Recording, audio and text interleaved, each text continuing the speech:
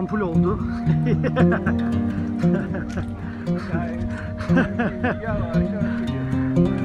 Hayır, demin ampulle yan yana geldi de o yüzden espri yaptım.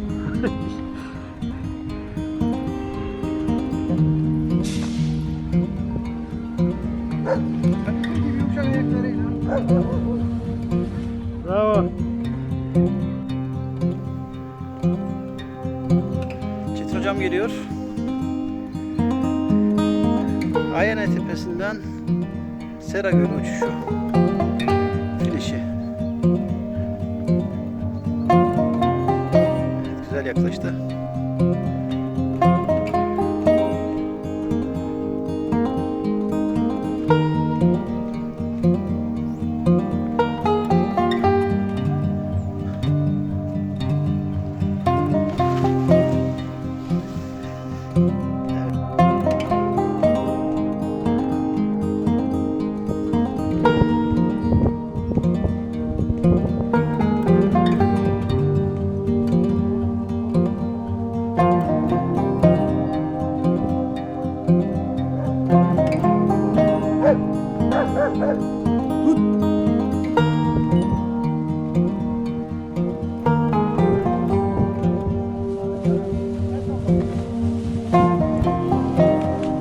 Harikasın.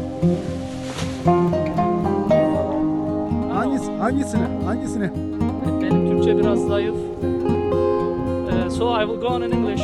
That Trabzon is really very beautiful city, and I'm glad to be here. And I meet these wonderful people. And this region is the Lake of Sera, and also very famous and touristic place. So I advise to everybody to come here and to test the flying of this hill. What was the name of the hill? Ayene Tepesi.